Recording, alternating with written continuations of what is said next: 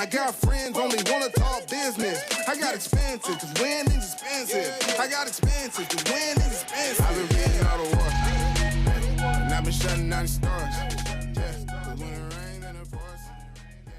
And welcome to Put That Coffee Down, the Freight Sales Show for Closers. My name's Kevin Hill, and I am your host, as always, here on FreightWaves TV. We're going to talk about sales. We're going to talk about a lot of different things. Today, we're going to talk about stories. And stories is a huge part of sales, building that narrative. And this is a little bit of a different angle. We have Ash McMillan from Lakeshore Logistics coming on. She's got this LinkedIn newsletter that she started a few weeks ago, and it's all about short stories, a moral to the stories, kind of like fables and tells. But really, short stories is horror stories in freight. And we'll have her on in just a second. It'll be an interesting conversation, but it's always about doing something a little bit different. I have some audio podcasts coming out in August, a slew of them, really.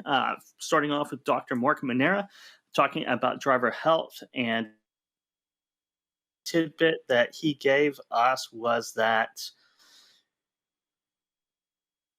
so drivers' lifespans are 16 years shorter than the average population, which was just fascinating. Then Jeff Booth over at OpenDoc, talking about scheduling trucks and scheduling a lot of different things, which is a nightmare in and of itself. And then Rob Bussey over at BWS, talking about niches. And then Mitch over at TIE Software, talking about a little bit about AI integrations, really interesting conversations. So those will be coming out throughout the month of August.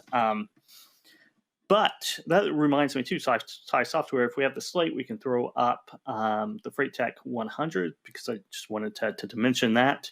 If they have that handy, of course, there is nominations are over. Very important for your vendors, if you're a freight broker, your vendors to get the word out. Because if you have some software or technology that is something that you really like, you really enjoy, it's important to make sure that those tech companies are successful and that they're able to scale that up and raise money, do everything that you need to do to have that great technology. So thanks for that. And yeah, so those are open. But let's talk about some horror stories in freight right now with Ash. Welcome to the show. Hello, thanks for having me. You bet, anytime. So let's let you introduce yourself, Ash. Kind of how long you've been in the industry, what parts of the industry, and then we'll roll into what you're doing right now. Yeah, so my name's Ashley. I've been doing logistics for about 10 years. I've been on the brokerage side. I've worked at multiple financial institutions, factoring companies, and once you get into logistics, get out. You can't, I mean, there's an old saying that you don't choose logistics chooses you, and then it won't let you go. Kind of like a horror story in a lot of ways. But it's a great industry. We all love it. We all love to make fun of it. I think that is that's one of the keys to it. Yeah, you have to have a great sense of humor to work in logistics. Absolutely, yes, it's a requirement for sure. Yeah, the resume. So let's talk about what you're doing on LinkedIn, your newsletter, the short story format, newsletter format, but short stories, fictionalized tells of what you've seen in your career. What kind of started that? What was the creative process for that? Yeah, so I mean, I was really just looking for a creative outlet, something fun to do on LinkedIn. And people don't really talk about, a lot of the freight stories that happen, specifically on the broker side. And so I wanted to not only share the stories, but also kind of share what I've learned from all of those experiences. Each story is actually based on, something that is actually in my life or coworkers' lives or other freight brokers that I've talked to in the past that have kind of had these wild things happen to them, whether it be a driver or, on the customer side, it's always really interesting, and the stories don't end. They just keep rolling in, which is fun.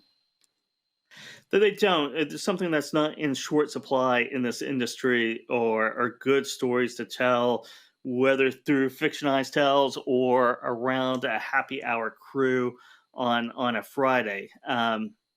There are some interesting things that pop up in all of our lives. Yes, exactly. There are. So, what was your first story? Kind of how you got started. How long ago was it? It's only a couple of months. So, this is like you said, once you have a long day at the office and you're all kind of sitting, at the bar having a happy hour drink, and then you start sharing all the things that happened to you throughout the day. I was actually just having a conversation with a friend on the phone, and we were talking about some crazy stuff that had happened that day to us. And I was like, you know what, we should really start, writing these stories and sharing them with other people, because a lot of times you don't know what you're about to encounter until it happens. I think that's the thing that kind of wraps people into logistics, is that it's always changing. You never really know what to expect. And so, kind of sharing the stories, putting a fun little twist. I'm a big Stephen King fan. So, putting that horror aspect on it and really making them eerie and kind of fun is something that I enjoyed. It is. It's a fun take on kind of spinning around those stories, that shop talk that we all talk about, those interesting circumstances. This last Friday, there was one that really caught my eye, was the ghost load, right? The freight broker in the story had said that he had covered the load, days ago, but he walked in and remembered that that load wasn't covered.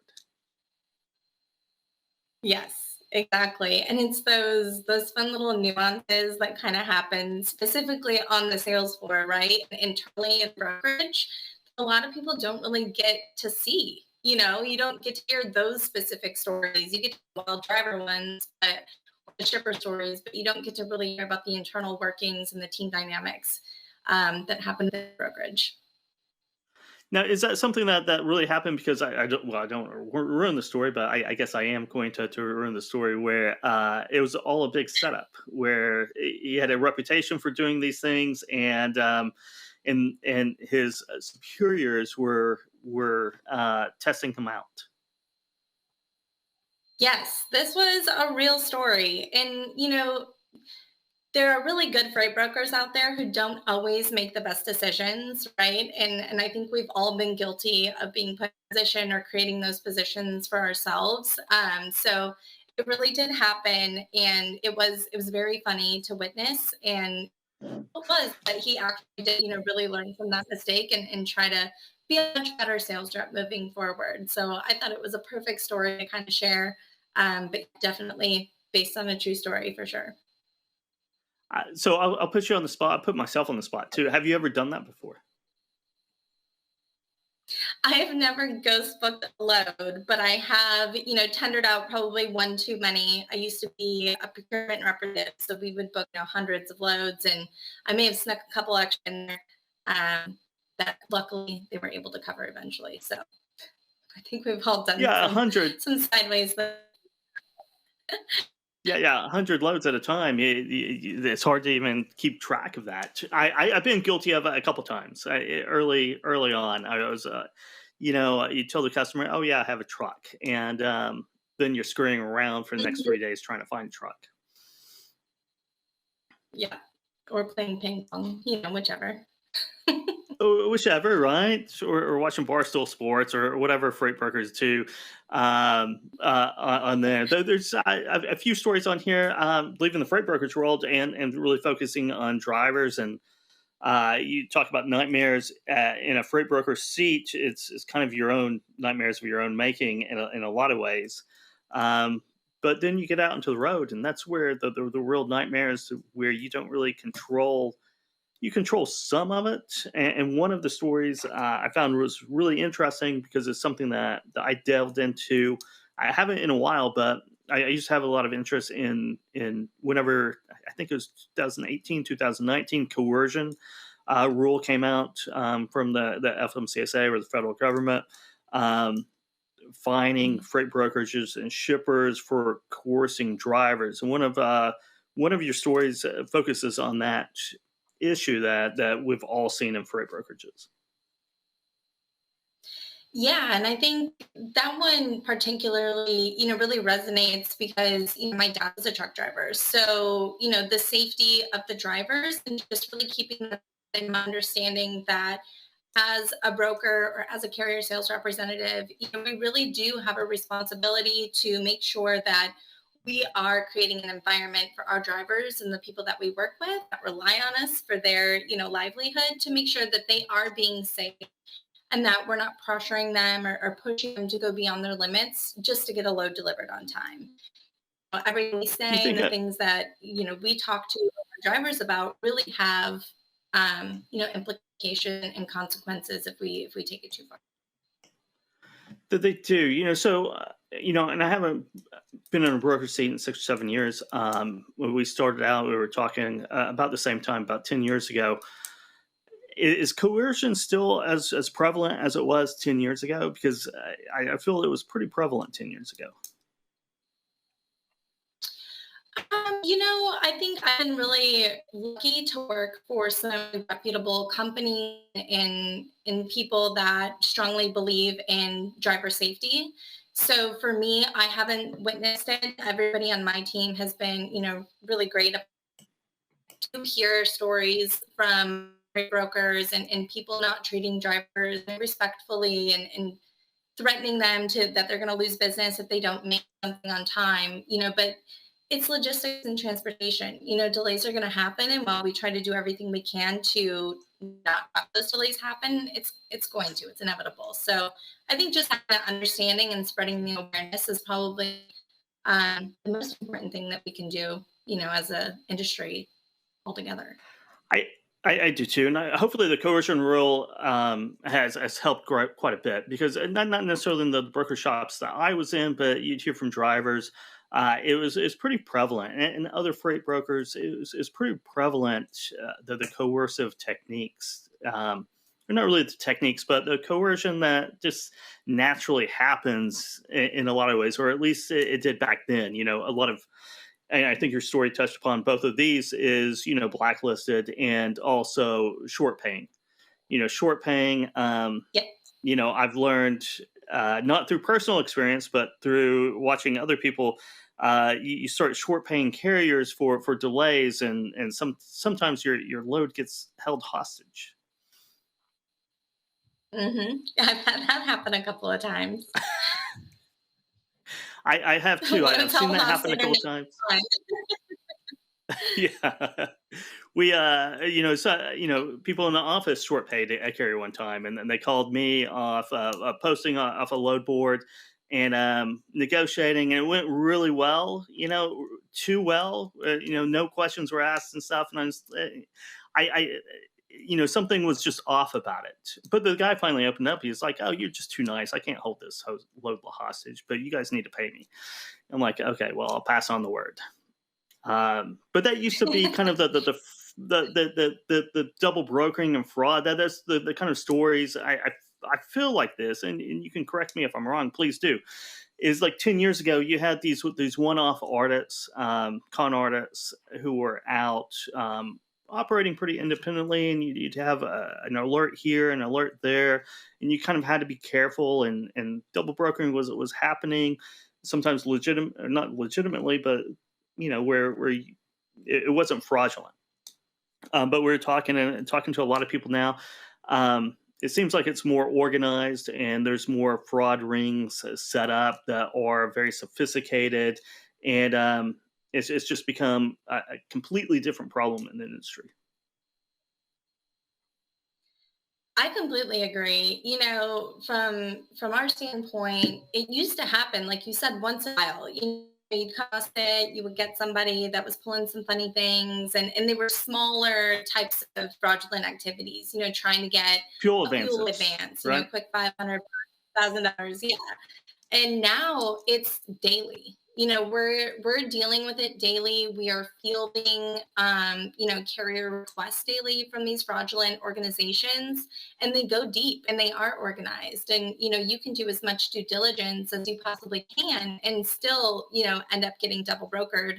And then the poor driver actually ran the load never gets paid, and now your shipper's getting hit up by them, and it's kind of a nightmare. You hear a lot of talk, all over social media and in the news, outlets about the double brokering issue and how we're going to solve it. And I don't think that there's one clear solution at this moment without calling anybody out. But, all you can do is do your best and try to do as much due diligence as possible. I know here at Lakeshore Logistics, we've got a 7-step process that we go through to make sure that we're trying to avoid that double brokering as much as possible, but to keep everybody safe and make sure that things get picked up and arrive in a timely manner. But it's stressful because you're always like, oh no, am I really paying this carrier, or is it somebody else? And you just kind of hope and pray that it all goes smooth. Yeah, it used to be one-man shops or one-woman shops, right? And you didn't have actors or people playing, the carrier and the boss and the owner and setting up a lot of really, good fake paperwork. And workarounds like they used to, because as you said, and people wanted fuel advances, right? $100, $200, and you might get hit with that, not with $5,000, $10,000, $15,000 like you're seeing now.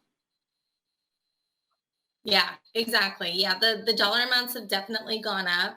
And it's funny because I just heard of an instance, a couple weeks ago where a broker was talking to this gentleman trying to book this load. And he's like, I've already spoken to the shipper, and he gave the phone number and all of that. So the broker called the shipper on the phone number that they provided. And it was just another one of them playing the part of the shipper, saying, the truck was there, everything was good, it was loaded and delivered. So they're definitely really smart, and they're getting really creative with their tactics on how they approach the situation. It really is, and I feel like this is a double brokering, going a little bit deeper into it. We'll probably see this on a Friday, a Friday freight confessional in the future, because there's just too much material to work with, right? Yes, and I try to keep them so that they're all of the I guess the subject matter is a little bit different, and trying to get creative in that way. But yeah, the fraud stuff is out of control, and there's definitely an abundance of stories to choose from. There is. What's next for Friday Night Confessionals? Is it any topics that other than double brokering that we're talking about right now that you'd like to delve into, and any hot story ideas? I mean, I guess y'all just have to subscribe and see what's to come. It's going to be a surprise. I guess so. I guess it probably would. We're talking about the market. Let's move on to the market a little bit, and the sales world, and kind of how freight's moving right now. What are your thoughts on that? No, I think hopefully we're going to start seeing things, pick up a little bit. From my experience, I've always been the carrier side. So coming over to the customer side in such a upheaval of, the industry in itself, and just kind of how slow the market is, has been interesting.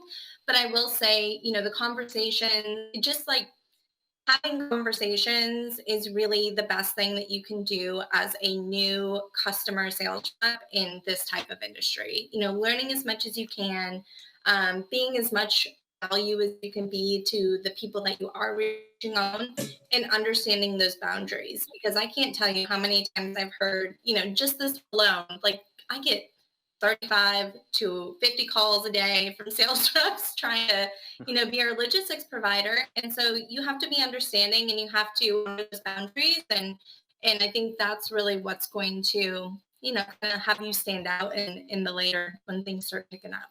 Here's my information. don't be pushy. Now is not a pushy time because there's 100 of us trying to be pushy all at once. Yeah, it's good to make connections right now because there's just not enough freight to go around 100. Everyone who calls, but you want to lay the foundations for when the need is there to be able to pick up the pieces, be credible, be trustable, add value. One of those we were talking about yesterday is niches. So you do a lot of over dimensional heavy haul type of loads and movements, and it's something that not a lot of brokers do. There's a lot of competition in there, but certainly it isn't your normal dry van freight or produce freight. It's something that's highly specialized. And it goes back to double brokering too. If you have a niche, something that's highly specialized, it protects you from the threat of double brokering, because a lot of those shops and scam artists, it's too complicated for them to really participate in. How's the heavy haul, the project freight, industrial market going right now?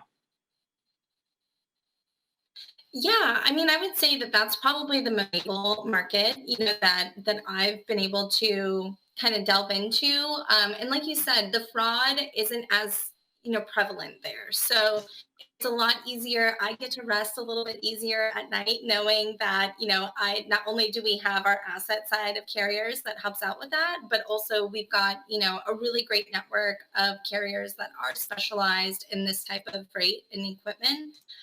So it makes my job a lot easier. And it also makes it a lot easier because I'm surrounded by a bunch of experts. This is something that Lakeshore is not new at. And in our transportation side, 5J transportation, that they're not new at. So I've been really lucky to be put in a position where I've got a lot of support, and a lot of guidance to help, delve into this industry and in this niche. And the conversations are, they're really in depth, which I like. I like getting into the nitty gritty. I like being knee deep and really understanding, what your needs are, where can we provide solutions. And that takes, a lot of details. It takes a lot of questions. It takes a lot of, conversations after just that first, discovery phase, in being able to really tailor our services to what our customers' needs are, because no project is the same. So it takes a lot of planning. It Yeah. takes a lot of math.